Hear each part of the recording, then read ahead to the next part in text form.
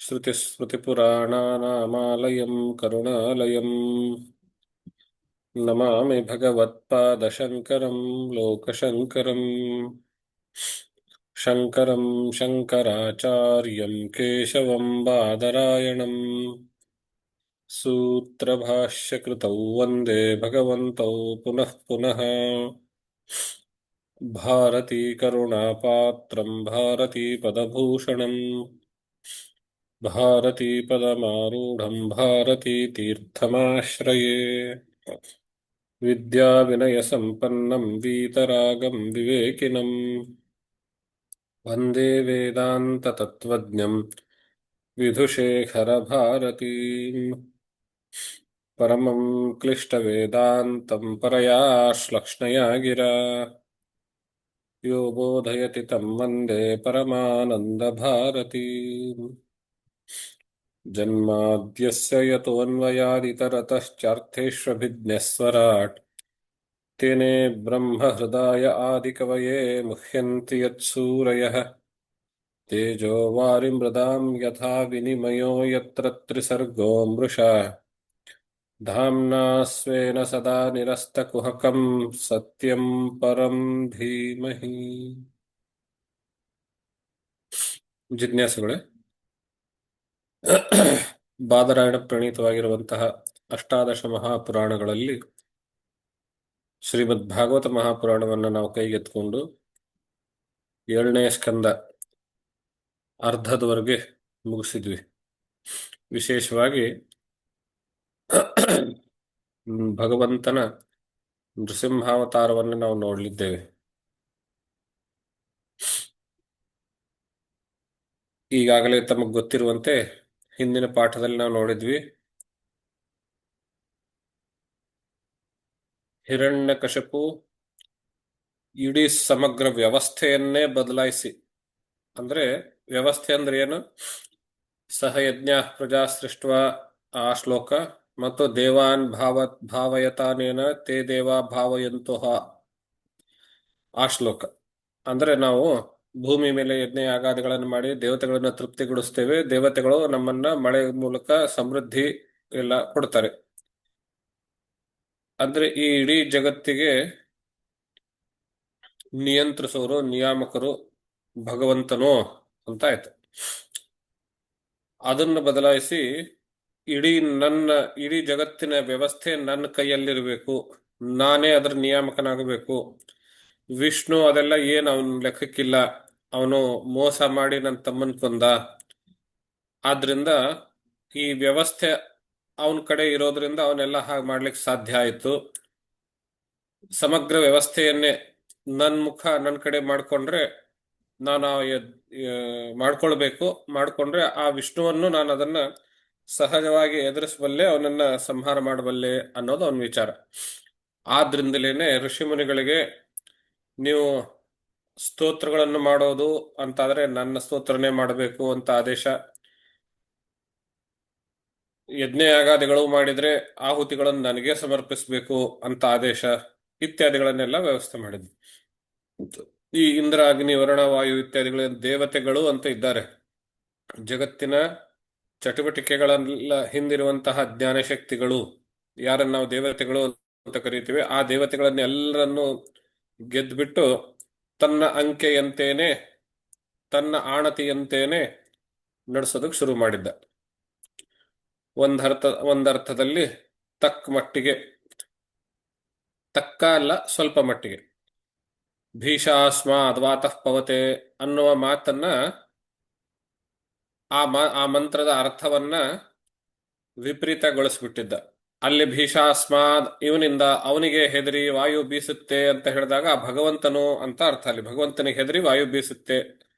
ಅದನ್ನು ಬದಲಾಯಿಸಿ ಇವನು ಸ್ವಲ್ಪ ಕಾಲ ಮಟ್ಟಿಗೆ ಈ ಹಿರಣ್ಯಕಶಿಪುಗೆ ಹೆದರಿ ವಾಯು ಬೀಸ್ತಾ ಇದ್ದಾನೆ, ಈ ಹಿರಣ್ಯಕಶಿಪುಗೆ ಹೆದರಿ ಸೂರ್ಯ ಬೆಳಗುತ್ತಾ ಇದ್ದಾನೆ, ಹಿರಣ್ಯಕಶಿಪುಗೆ ಹೆದರಿ ಅಗ್ನಿ ಸುಡ್ತಾ ಇದ್ದಾನೆ, ಈ ಹಿರಣ್ಯಕಶಿಪುಗೆ ಹೆದರಿ ಮೃತ್ಯು ಆಗಿರುವಂತಹ ಯಮ ಪ್ರತಿನಿತ್ಯವೂ ಓಡ್ತಾ ಇದ್ದಾನೆ ಅನ್ನೋ ಅರ್ಥ ಬರೋ ಹಾಗೆ ವ್ಯವಸ್ಥೆಯನ್ನ ತನ್ನ ಕಡೆ ತಿರುಗಿಸಿಕೊಂಡಿದ್ದ. ಇದರಿಂದ ಕಂಗಾಲಾಗಿರುವಂತಹ ದೇವತೆಗಳೆಲ್ಲರೂ ಯೋಚನೆ ಮಾಡುವಾಗ, ಚಿಂತನೆ ಮಾಡುವಾಗ ಭಗವಂತರ ಆಕಾಶವಾಣಿ ಬರುತ್ತೆ. ಯಾವಾಗ ಯಾವುದೇ ಒಬ್ಬ ವ್ಯಕ್ತಿ ವೇದಗಳನ್ನ, ದೇವತೆಗಳನ್ನ, ಗೋವನ್ನ ದ್ವೇಷ ಮಾಡ್ಲಿಕ್ಕೆ ಶುರು ಮಾಡ್ತಾನೆ ಮತ್ತು ನನ್ನನ್ನು ಅಂದ್ರೆ ಆ ಭಗವಂತನನ್ನು ದ್ವೇಷ ಮಾಡ್ಲಿಕ್ಕೆ ಶುರು ಮಾಡ್ತಾನೋ ಆವಾಗ ಅವನ ಅಂತ್ಯ ಪ್ರಾರಂಭವಾಯಿತು ಅಂತ ಭಾವಿಸಿ ಅನ್ನುವಂತಹ ಭರವಸೆ ಮಾತನ್ನು ಹೇಳ್ತಾನೆ. ಜೊತೆಗೆ ಯಾವಾಗ ಅವನು ನನ್ನ ಭಕ್ತನಾಗಿರುವಂತಹ ಪ್ರಹ್ಲಾದನನ್ನ ಸಂಹಾರ ಮಾಡೋದಕ್ಕೆ ಉದ್ಯುಕ್ತನಾಗ್ತಾನೆ, ಆವಾಗ ಅವನು ಮೃತ್ಯುವಿಗೆ ಹತ್ತಿರವಾಗ್ತಾನೆ ಅನ್ನುವಂತಹ ಮಾತನ್ನು ಭರವಸೆ ರೂಪವಾಗಿ ಆಕಾಶವಾಣಿ ರೂಪದಲ್ಲಿ ಹೇಳಿರ್ತಾರೆ. ಅದನ್ನು ಕೇಳಿದಂತಹ ಎಲ್ಲ ದೇವತೆಗಳು ಒಂದು ಆಶಾಕಿರಣವನ್ನು ಇಟ್ಕೊಂಡು ಕೂತಿರ್ತಾರೆ. ಆ ಮಾತಿಗೆ ಪೂರಕವಾಗಿ ಆಗುವಂತೆ ಈ ಕಡೆ ಪ್ರಹ್ಲಾದನು ಕೂಡ ಭಗವಂತನಲ್ಲಿ ಭಕ್ತಿ ಅಂದ್ರೆ ವಿಷ್ಣುವಿನಲ್ಲಿ ಭಕ್ತಿ ಅವನಲ್ಲಿ ನೈಸರ್ಗಿಕವಾಗಿ ಬಂದಿರುವಂತಹದ್ದು. ಯಾರೋ ಹೇಳಿ ಕಲಿಸಿರುವಂತಹ ಪಾಠ ಅಲ್ಲ, ಅದು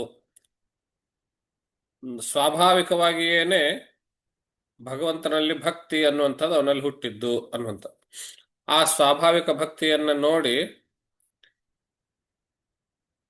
ಇವಾಗ ಕಸ್ತೂರಿಯನ್ನ ಮುಚ್ಚಿಡ್ಲಿಕ್ಕೆ ಆಗೋದಿಲ್ಲ, ಹಾಗೇನೆ ಸ್ವಾಭಾವಿಕ ಭಕ್ತಿಯನ್ನು ಮುಚ್ಚಿಡ್ಲಿಕ್ಕೆ ಆಗೋದಿಲ್ಲ.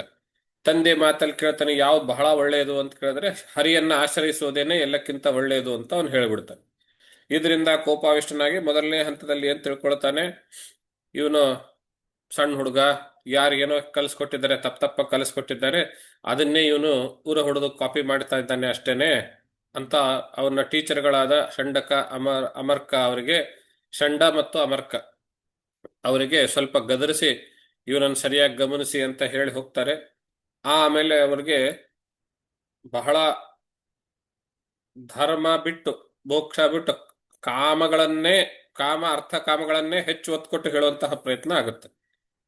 ಆ ಮೂಲಕವಾಗಿ ಇವನಲ್ಲಿರುವಂತಹ ಧಾರ್ಮಿಕ ಬುದ್ಧಿ ಕರಪ್ಟ್ ಆಗಲಿ, ಕಲುಷಿತವಾಗಲಿ ಅನ್ನೋದು ಅವ್ರ ಉದ್ದೇಶ. ಆದರೆ ಅಲ್ಲಾಗಿರೋದೇ ಬೇರೆ. ಅವನು ದಿನದಿಂದ ದಿನಕ್ಕೆ ಭಗವದ್ಭಕ್ತಿ ಹೆಚ್ಚಿಗೆ ಬೆಳೆಸ್ತಾ ಹೋದದ್ದಷ್ಟೇ ಅಲ್ಲ, ಒಂದ್ ದಿವಸ ಗುರುಗಳು ಯಾರು ಇಲ್ಲದೆ ಇರೋ ಸಂದರ್ಭದಲ್ಲಿ ಗೆಳೆಯರೆಲ್ಲರೂ ಆಟಕ್ಕೆ ಕರೀತಾರೆ. ಮೇಷ್ಟ್ರಿಲ್ಲ, ಇವಾಗೆ ಸಮಯ ಸಿಕ್ಕಿದೆ, ಬನ್ನಿ ಆಟಕ್ಕೆ ಅಂತ ಹೇಳಿ ಕರೆದಾಗ ಅವನು ಹೇಳ್ತಾನೆ, ಆಟ ಏನ್ ಆಡ್ತೀರ, ನಾನು ಕೆಲವು ಒಳ್ಳೆ ಮಾತುಗಳನ್ನು ಹೇಳ್ತೀನಿ ಕೇಳಿ ಅಂತ ಹೇಳಿ. ಆವಾಗ ಇಡೀ ಜಗತ್ತನ್ನ ಸೃಷ್ಟಿಸಿ ಪಾಲಿಸಿ ಲಯ ಮಾಡುವಂಥವನು ಭಗವಂತನೊಬ್ಬನೇ ಇದ್ದಾನೆ, ಅವನಿಂದಲೇನೆ ಈ ಜಗತ್ತು ನಡೀತಾ ಇದೆ. ಆದ್ರಿಂದ ನಾವು ಅವನನ್ನೇ ಶರಣ ಹೋಗಬೇಕು, ಅವನನ್ನೇ ನಾವು ಭಜಿಸಬೇಕು, ಅವನಿಗೆ ಮಾತ್ರ ನಾವು ಶರಣಾಗತಿ ಆಗಬೇಕು ಇತ್ಯಾದಿ ರೀತಿಯಲ್ಲಿ ಪುನಃ ವಿಷ್ಣು ಭಕ್ತಿಯನ್ನೇ ಅವನಿಗೆಲ್ಲ ತನ್ನ ಸಹಪಾಠಿಗಳಿಗೆ ಬೋಧನೆ ಮಾಡ್ತಾನೆ. ಅದು ಯಾವ ಮಟ್ಟಿಗೆ ಬೋಧನೆ ಮಾಡ್ತಾನೆ ಅಂತಂದ್ರೆ, ಆ ಸಹಪಾಠಿಗಳೆಲ್ಲರೂ ಕೂಡ ಇಷ್ಟು ದಿವಸ ನಮ್ಮ ಗುರುಗಳು ಹೇಳಿದ್ದು ಇವಾಗ ಇವನ್ ಮಾತು ಕೇಳಿದ ತಕ್ಷಣ ಎಲ್ಲ ಬುರುಡೆ ಬಿಡ್ತಾ ಇದ್ದಾರೆ ನಮ್ಮ ಗುರುಗಳು ಅಂತ ಗೊತ್ತಾಗ್ತಾ ಇದೆ ನನಗೆ ಅಂತ ಹೇಳ್ತಾರೆ, ಎಲ್ಲ ಮಕ್ಕಳು ಹೇಳ್ತಾರೆ. ಅವಾಗ ಅವರು ಇಂತಹ ದೊಡ್ಡ ಆ ಭಗವಂತನನ್ನೇ 24 ಗಂಟೆ ಮನಸ್ಸಲ್ಲಿ ನೆನೀಬೇಕು ಅಂತ ಹೇಳಿದ್ರೆ ಅದು ತುಂಬಾ ಕಷ್ಟ ಸಾಧ್ಯವಾದದ್ದಲ್ವೇ? ಅವ್ರಿಗೆ ಕೊಟ್ಟಿರೋ ಆಹಾರ, ಅವ್ರು ಬೆಳೆದಿರೋ ವಾತಾವರಣ ಇತ್ತೆಲ್ಲ ನೋಡಿ ಮನಸ್ಸು ಎಷ್ಟು ಚಂಚಲವಾಗಿದೆ. ಇಂತಹ ಮನಸ್ಸನ್ನು ನಿಗ್ರಹಿಸೋದು ಹೇಗೆ, ನಿಗ್ರಹಿಸಿರುವ ಮಂತ್ರವನ್ನು ಭಗವಂತನಲ್ಲಿ ಇಡೋದು ಹೇಗೆ, ಅದು ಬಹಳ ಕಷ್ಟ ಕೆಲಸ ಅಂತ ಅವರು ಹೇಳಿದ್ರೆ ಅದಕ್ಕೆ ಅವನು ಹೇಳ್ತಾನೆ ಪ್ರಹ್ಲಾದ, ಕಷ್ಟ ಕೆಲಸ ಅಂತೇನಲ್ಲ, ಮೊದಲನೇದಾಗಿ ಆ ಇಡೀ ಜಗತ್ತನ್ನ ಸೃಷ್ಟಿಸಿ ಎಲ್ಲದರಲ್ಲಿಯೂ ವ್ಯಾಪಿಸಿರುವಂತಹ ಆ ಭಗವಂತನನ್ನ ಎಲ್ಲಿ ಅಂತ ಹುಡುಕೋದು ಅಂತ ನಿಮ್ ಪ್ರಶ್ನೆ ಆಗಿದ್ರೆ, ಎಲ್ಲಿ ಅಂತ ಹುಡುಕಬೇಕಾಗಿಲ್ಲ, ಅವನ್ ನಿಮ್ಮಲ್ಲಿಯೇ ಇದ್ದಾನೆ, ನಿಮ್ ಒಳಗಡೆನೆ ಹುಡುಕೊಳ್ಳಿ ಅಂತ ಹೇಳ್ತಾರೆ. ಪ್ರತ್ಯಗಾತ್ಮ ಸ್ವರೂಪೇಣ 6ನೇ ಅಧ್ಯಾಯ 22ನೇ ಶ್ಲೋಕ. ಇದನ್ನ ಪಾಠ ಮಾಡಿದ್ದೀನಿ, ರಿವಿಷನ್ ನಲ್ಲಿ ಹೇಳ್ತಾ ಇದ್ದೀನಿ. ಪ್ರತ್ಯಗಾತ್ಮ ಸ್ವರೂಪೇಣ ದೃಶ್ಯರೂಪೇಣ ಚ ಸ್ವಯಂ ವ್ಯಾಪ್ಯ ವ್ಯಾಪಕ ನಿರ್ದೇಶ್ಯೋ ಅನಿರ್ದೇಶ್ಯೋ ವಿಕಲ್ಪಿತ. ಅವನು ಮಾತುಗಳಿಂದ ಇತ್ಯಾದಿಗಳು ಯಾವುದರ ಮೂಲಕ ಇವನು ಇಲ್ಲಿ ಅಂತ ಹೀಗೆ ಸೂಚಿಸ್ಲಿಕ್ಕೆ ಆಗೋಲ್ಲ, ಇಂಡಿಕೇಟ್ ಮಾಡ್ಲಿಕ್ಕೆ ಆಗೋದಿಲ್ಲ. ಅವನನ್ನು ಹೇಗೆ ಇಂಡಿಕೇಟ್ ಮಾಡಬೇಕು ಅಂತ ಹೇಳಿದ್ರೆ ವ್ಯಾಪ್ಯ ವ್ಯಾಪಕ ನಿರ್ದೇಶ್ಯ, ಅವನು ಎಲ್ಲ ಕಡೆ ವ್ಯಾಪಿಸಿದ್ದಾನೆ ಅಂತ ಇಂಡಿಕೇಟ್ ಮಾಡಬಹುದು. ಅಂದ್ರೆ ಏನರ್ಥ, ಅವನು ಒಂದೇ ಕಡೆ ಇಂಡಿಕೇಟ್ ಮಾಡ್ಲಿಕ್ಕೆ ಆಗೋದಿಲ್ಲ. ಇಂಡಿಕೇಟ್ ಅಂದ್ರೆ ಏನು, ಮಿಕ್ಕಿದ್ದೆಲ್ಲವನ್ನು ಪಿನ್ ಪಾಯಿಂಟೆಡ್ ಆಗಿ ಸೂಚಿಸೋದು ಅಂದ್ರೆ ಏನು, ಮಿಕ್ಕಿದ್ದೆಲ್ಲವನ್ನು ಅಲ್ಗಳೆದು ಅದನ್ನ ಮಾತ್ರ ಸೂಚಿಸೋದೇನಿರುತ್ತೆ ಅದಕ್ಕೆ ಪಿನ್ ಪಾಯಿಂಟೆಡ್ ಆಗಿ ಸೂಚಿಸೋದು ಅಂತ ಹೇಳ್ತೇವೆ. ಸೂಚಿಸುವುದು ಅನ್ನುವಂತಹ ಪದ ಸೂಜಿಯ ತುದಿ ಕೊನೆ ಇರುತ್ತಲ್ಲ, ಅದರಿಂದ ಬಂದಿರಬಹುದೇನೋ ಅಂತ. ಯಾಕೆಂದ್ರೆ ಅರ್ಥ ಸಾಮಾನ್ಯ ಹಾಗೆ ಇದೆ, ಪಿನ್ ಪಾಯಿಂಟೆಡ್ ಆಗಿ ಅಂತ ಬಳಸ್ತೀವಲ್ಲ, ಎಲ್ಲ ಸುತ್ತಮುತ್ತಲೂ ಇರೋ ನಮ್ಮ ಕಣ್ಣೆದುರುಗಡೆ ಇರುವ ಅನೇಕ ವಸ್ತುಗಳನ್ನು ಬಿಟ್ಟು ಯಾವುದೋ ಒಂದನ್ನು ಮಾತ್ರ ನಾವು ಸೂಚಿಸ್ತೀವಿ. ಹಾಗೆ ವ್ಯಾಪ್ಯಕ್ಕೆ ನಿರ್ದೇಶ ಅಂದ್ರೆ ಅದನ್ನ ಇವನು ಅಂತ ಹೇಳಿದಾಗ ಉಳಿತಿದ್ಯಾವುದು ಅಲ್ಲ ಅಂತ ಹೇಳದ ಹಾಗೆ. ಆ ರೀತಿಯಲ್ಲಿ ನೀವು ಭಗವಂತನನ್ನ ಸೂಚಿಸೋದಕ್ಕೆ ಹೊರಟ್ರೆ ಅವನು ಅನಿರ್ದೇಶನು, ಸೂಚಿಸ್ಲಿಕ್ಕೆ ಆಗೋದಿಲ್ಲ. ಯಾಕೆ ಅಂದ್ರೆ ನಿಜವಾಗ್ಲೂ ನೀವು ಅವನಿಗೆ ಸೂಚಿಸ್ಬೇಕು ಅಂತ ಹೇಳಿದ್ರೆ ಈ ಎಲ್ಲವನ್ನೂ ಸೂಚಿಸ್ಬೇಕು. ಯಾಕೆ ಅಂದ್ರೆ ಅವನು ಎಲ್ಲ ಕಡೆ ವ್ಯಾಪಿಸಿದ್ದಾನೆ. ವ್ಯಾಪ್ಯ ವ್ಯಾಪಕ ನಿರ್ದೇಶ. ನೀವು ಕಣ್ಣೆದುರಿಗೆ ಏನು ಕಾಣುತ್ತೆ ಅದೆಲ್ಲವನ್ನು ಇದು ಭಗವಂತ, ಇದು ಭಗವಂತ, ಇದು ಭಗವಂತ, ಇದು ಭಗವಂತ ಅಂತಲೇನೆ ಸೂಚಿಸ್ಬೇಕಾಗತ್ತೆ. ಇದು ವ್ಯಾಪ್ಯ ವ್ಯಾಪಕ ನಿರ್ದೇಶ ಅಂದ್ರೆ ಇದು. ಒಂದನ್ನೇ ಸೂಚಿಸ್ಲಿಕ್ಕೆ ಆಗೋದಿಲ್ಲ, ಇಲ್ಲಿ ಮಾತ್ರ ಇದ್ದಾನೆ ಅಂತ ಹೇಳಲಿಕ್ಕೆ ಆಗೋದಿಲ್ಲ. ಆದ್ರಿಂದ ಅದು ಅನಿರ್ದೇಶ್ಯ ಅಂತ ಹೇಳ್ತಾರೆ. ಇಂತಹ ಭಗವಂತ ಎಲ್ಲ ಕಡೆ ಇದು ಅಂತ ನೀವು ಸೂಚಿಸಬೇಕಾಗುತ್ತೆ. ಅಂತಹ ವ್ಯಾಪ್ಯ ವ್ಯಾಪಕ ನಿರ್ದೇಶನಾಗಿರುವಂತಹ ಭಗವಂತನನ್ನ ನಾವು ನಮ್ಮ ಒಳಗಡೆನೆ ನೋಡ್ಬೇಕು. ಪ್ರತ್ಯಗಾತ್ಮ ಸ್ವರೂಪೇಣ, ಪ್ರತ್ಯಗಾತ್ಮನಲ್ಲಿ ತೀರ ಒಳಗಡೆಯನ್ನಲ್ಲೇ ನಾವು ಶೋಧಿಸಿದಾಗ ಅವನನ್ನ ಕಾಣ್ಲಿಕ್ಕೆ ಸಾಧ್ಯ ಅನ್ನೋ ರೂಪದಲ್ಲಿ ಹೇಳ್ತಾರೆ. ಈ ರೀತಿಯ ಮಾತುಗಳನ್ನ ಬಹಳ ವೇದಾಂತ ಅರ್ಥ ಗರ್ಭಿತವಾಗಿರುವಂತಹ ಮಾತುಗಳನ್ನ ಕೇಳಿದಂತಹ ಆ ಸಹಪಾಠಿ ಬಾಲಕರು ಬಹಳ ಆಶ್ಚರ್ಯವಾಗ್ತಾರೆ. ಅದರಲ್ಲಿರೋ ಯಾರೋ ಒಬ್ಬನು ಅವನ ತುಂಬಾ ಹತ್ತಿರದ ಗೆಳೆಯ ಅಂತ ಇಟ್ಕೊಳ್ಳಿ, ಅಥವಾ ಅವನು ಓರ್ಗೆಯವನು ಅಂತ ಇಟ್ಕೊಳ್ಳಿ. ಅವನು ಹೇಳ್ತಾನೆ, ನಿನ್ನ ನಾನು ಹುಟ್ಟಿದಾಗಿಂದ ನೋಡ್ತಾ ಇದ್ದೀನಿ, ನಿಮ್ ತಾಯಿ ಯಾವತ್ತಿಗೂ ನಾರದನ್ನ ಭೇಟಿಯಾಗಿದ್ದಿಲ್ಲ. ನೀನು 5 ವರ್ಷದವರೆಗೆ ತಾಯಿ ಜೊತೆ ಬೆಳೆದೆ, ಆಮೇಲೆ ಇಲ್ಲಿ ಗುರುಕುಲದಲ್ಲಿ ಬಂದಿ. ನಿಮ್ ತಾಯಿ ಜೊತೆ ಬೆಳೆದಾಗ ನಿಮ್ ತಾಯಿ ಈ ರೀತಿ ನಿಮಗೆ ಬುದ್ಧಿ ಕಲಿಸ್ಕೊಟ್ಲು ಅಂತ ಹೇಳ್ಬೇಕು ಅಂದ್ರೆ ನಿಮ್ ತಾಯಿ ಯಾವತ್ತಿಗೂ ನಾರದನ ಭೇಟಿ ಆಗಿರೋದು ನಾನ್ ನೋಡಿಲ್ಲ. ಆಮೇಲೆ ಗುರುಕುಲದಲ್ಲಿ ಬಂದಾಗ ನೋಡ್ತಾ ಇದ್ದೀನಿ, ನಮ್ ಜೊತೆಗೇನೆ ಇರ್ತಿದಿ. ಯಾವಾಗೆಲ್ಲ ಈ ವಿಚಾರಗಳನ್ನು ಕಲ್ತಿ ನೀನು ಅನ್ನೋದು ಅವ ಪ್ರಶ್ನೆ ಕೇಳ್ತಾನೆ. ಆ ಪ್ರಶ್ನೆಯಲ್ಲಿ ನಾರದರ ಭೇಟಿಯಾಗಿಲ್ಲ ಅನ್ನೋ ಪಾಯಿಂಟ್ ಇದೆಯಲ್ಲ, ಅದು ಮಹತ್ವದ್ದು. ಆ ಬಾಲಕನಿಗೂ ಗೊತ್ತು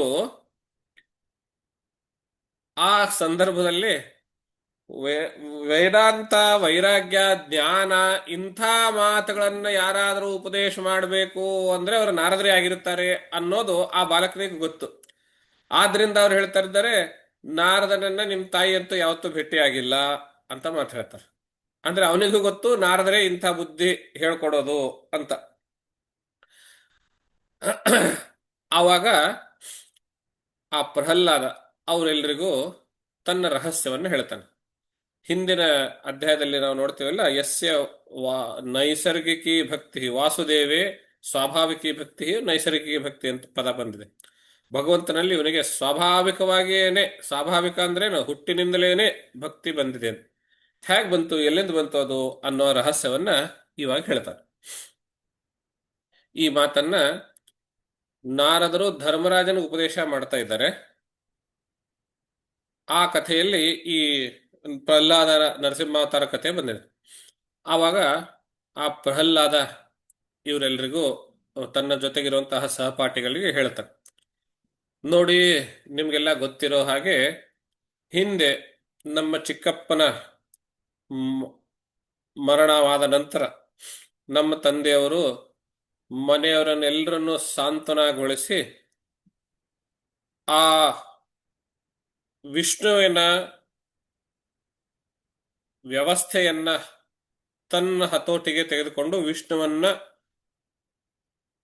ಅವನನ್ನ ಸೋಲಿಸೋದಕ್ಕೆ, ಅವನನ್ನ ಸಂಹಾರ ಮಾಡುವ ಉದ್ದೇಶದಿಂದ ನಮ್ಮ ತಂದೆ ಮಂದರ ಪರ್ವತಕ್ಕೆ ಹೋಗಿ ಬಹು ತೀಕ್ಷ್ಣವಾಗಿರುವಂತಹ ಉಗ್ರವಾಗಿರುವಂತಹ ತಪಶ್ಚರ್ಯ ಮಾಡಿದ್ದು ನಿಮ್ಗೆಲ್ರಿಗೂ ಗೊತ್ತಿದೆ. ಅದು ಒಂದ್ ದಿವಸ, ಎರಡು ದಿವಸ, ಒಂದ್ ವಾರ, ತಿಂಗಳು ಹಾಗೇನು ನಡೀಲಿಲ್ಲ.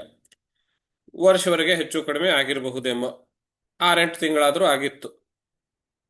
ಆ ಕಾಲದಲ್ಲಿ ನಮ್ಮ ತಂದೆ ಎಲ್ ಮಂದರ ಪರ್ವತಕ್ಕೆ ಹೋದ ಕಾಲದಲ್ಲಿ ಇಲ್ಲಿ, ಅಂದ್ರೆ ಆ ಅಸುರರ ಲೋಕದಲ್ಲಿ ರಾಜ ಯಾರು ಇಲ್ಲ.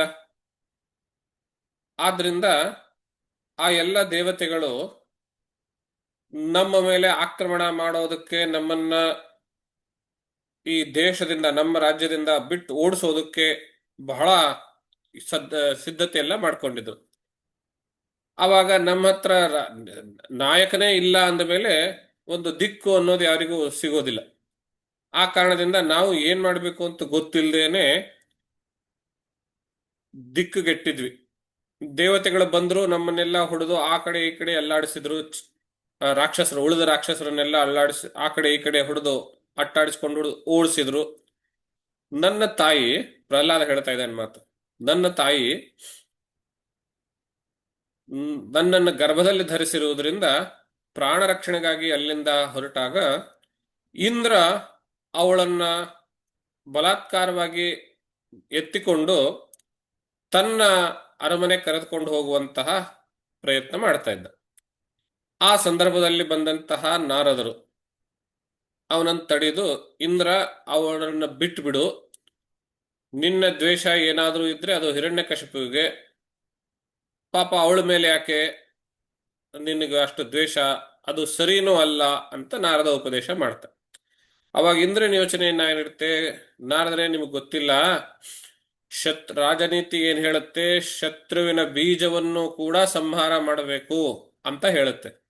ಆದ್ರಿಂದ ನಮ್ಮ ಪರಮಶತ್ರು ಆಗಿರುವಂತಹ ಹಿರಣ್ಯಕಶಿಪುವಿನ ಬೀಜ ಈಕೆಯ ಗರ್ಭದಲ್ಲಿ ಬೆಳೀತಾ ಇದೆ.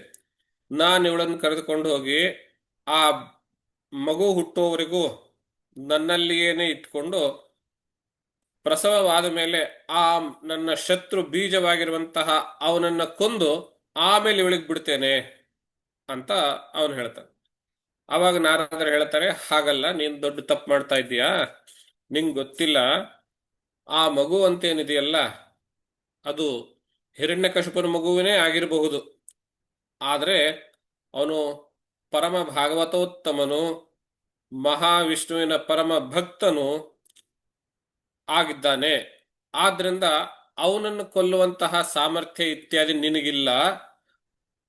ಆ ಕೆಲಸಕ್ಕೆ ಕೈ ಹಾಕೋದು ನಿನಗೆ ಸರಿನೂ ಅಲ್ಲ. ನೀನು ದೇವತೆಗಳ ಒಡೆಯ ಅನ್ನೋ ರೀತಿಯಲ್ಲಿ ಸಾಕಷ್ಟು ಗೌರವವನ್ನು ಸಂಪಾದಿಸಿದ್ದೀಯ. ದೇವತೆಗಳು, ಭೂಲೋಕದಲ್ಲಿ ಜನರು ಎಲ್ಲರೂ ನಿನಗೆ ದೇವತೆಗಳ ಒಡೆಯ ಅನ್ನೋ ರೀತಿಯಲ್ಲಿ ಗೌರವ ಕೊಡ್ತಾರೆ. ಅಂತಹ ದುಷ್ಟ ಕೆಲಸಕ್ಕೆ ಕೈ ಹಾಕಿ ನಿನ್ನ ಗೌರವವನ್ನು ಕಳೆದುಕೊಳ್ಬೇಡ. ನನ್ನ ಮಾತನ್ನಲ್ಲಿ ನಂಬಿಕೆ ಇಡು. ಆ ಗರ್ಭದಲ್ಲಿರುವಂತಹ ಶಿಶು ನಿನ್ನ ಶತ್ರು ಆಗಿರೋದಿಲ್ಲ, ಅವನು ಪರಮ ಭಾಗವತೋತ್ತಮನಾಗಿರ್ತಾನೆ ಅನ್ನೋ ಮಾತನ್ನು ಹೇಳ್ತ. ಹಾಗೆ ಹೇಳಿದಾಗ ಆ ನಾರದರ ಮಾತನ್ನ ನಂಬಿ ಇಂದ್ರ ಕಯಾದುವನ್ನ ತನ್ನ ಸೆರೆಯಿಂದ ಬಿಡಿಸಿ ಅವಳನ್ನ ಅಲ್ಲಿಗೆ ಬಿಟ್ಟು ಹೊರಟು ಹೋಗ್ತಾನೆ.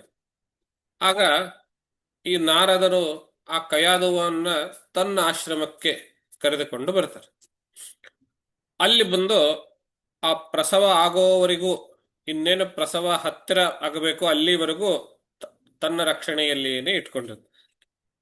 ತನ್ನ ರಕ್ಷಣೆಯಲ್ಲೇ ಇಟ್ಟಾಗ ನಾರದರು ಸುಮ್ಮನೆ ಹಾಳು ಹರಟೆ ಹೊಡೆಯುವಂಥವ್ರೇನು.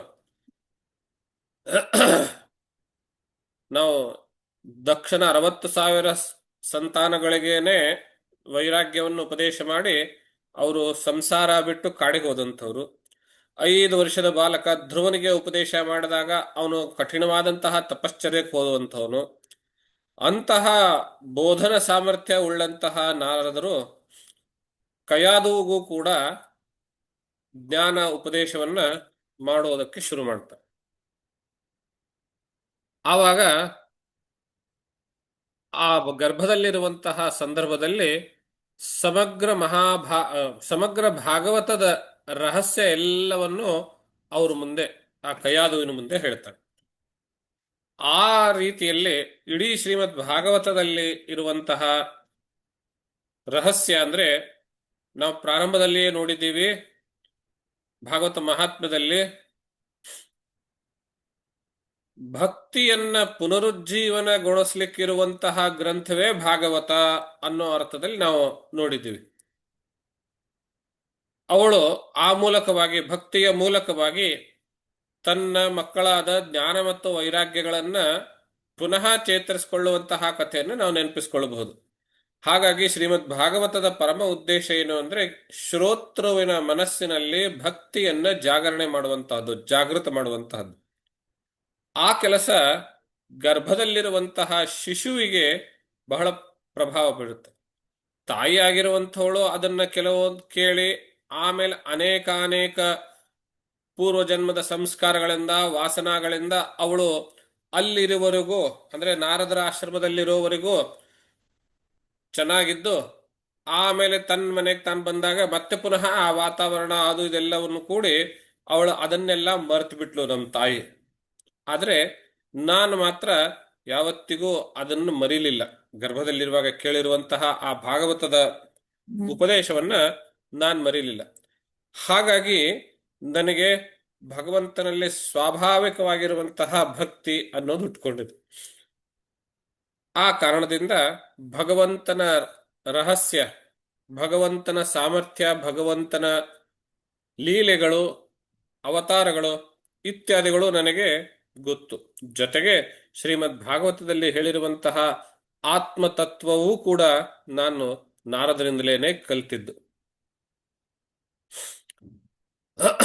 ಹಾಗಾಗಿ ನನಗೆ ಇಷ್ಟೆಲ್ಲ ನಿಮಗೆ ಗೊತ್ತಿಲ್ಲದೆ ಇರುವಂತಹ, ತಮ್ಮ ಸಹಪಾಠಿಗೆ ಹೇಳ್ತಾ ಇದ್ದೇನೆ, ನಿಮಗೆ ಗೊತ್ತಿಲ್ಲದೆ ಇರುವಂತಹ ಅನೇಕ ವಿಚಾರಗಳು ನನಗೆ ಗೊತ್ತಾಗಿದ್ದು ಹೇಗೆ ಅಂದ್ರೆ ನಾರದರ ಮೂಲಕ ಅಂತ ತನ್ನ ಹಿಂದಿನ ಕಥೆಯನ್ನೆಲ್ಲ ನೆನಪಿಸ್ಕೊಂಡು ಹೇಳುತ್ತೆ.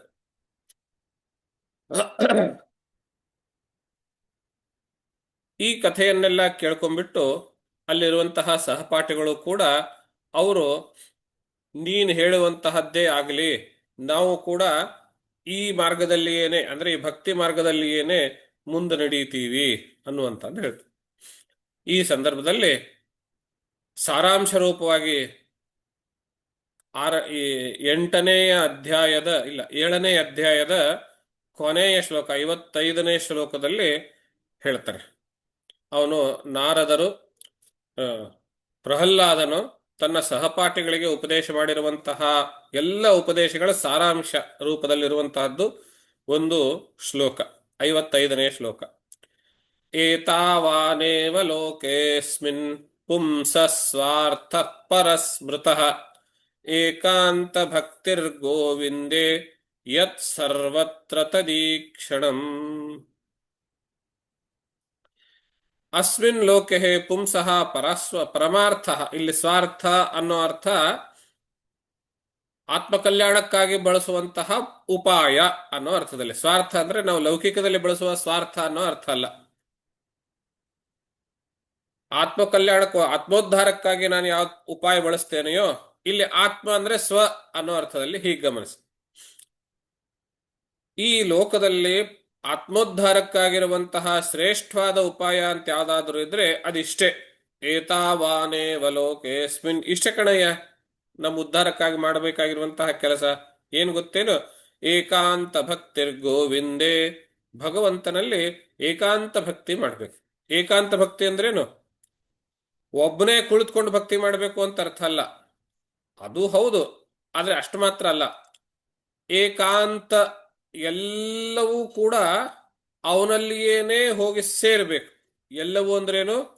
ನಾನು ಊಟ ಮಾಡೋದು, ನಾನು ಸರ್ಕಾರಿ ಕೆಲಸದಲ್ಲಿದ್ರೆ ಕೆಲಸ ಮಾಡೋದು, ನಾನು ಗೃಹಸ್ಥನಾಗಿದ್ರೆ ಸಂಸಾರ ನೋಡ್ಕೊಳ್ಳೋದು, ನಾನು ವ್ಯಾಪಾರಿಯಾಗಿದ್ರೆ ವ್ಯಾಪಾರ ಮಾಡೋದು, ಬೆಳಗ್ಗೆಯಿಂದ ಎಚ್ಚರವಾದಾಗಿಂದ ಸುಷುಪ್ತಿಗೆ ಹೋಗೋವರೆಗೂ ನಾನು ಏನೇನೇನೆಲ್ಲ ಮಾಡ್ತೀನೋ ಅದೆಲ್ಲ ಕೆಲಸದ ಪರಮ ಅರ್ಪಣೆ, ಪರಮ ಫಲಾರ್ಪಣೆ, ಆ ಪರಮ ಪ್ರಯೋಜನ ಅದು ಗೋವಿಂದನೇ ಆಗಿರ್ಬೇಕು, ಭಗವಂತನೇ ಆಗಿರ್ಬೇಕು. ಅದು ಏಕಾಂತ ಭಕ್ತಿರ್ ಗೋವಿಂದೇ ಅಂತ ಅರ್ಥ.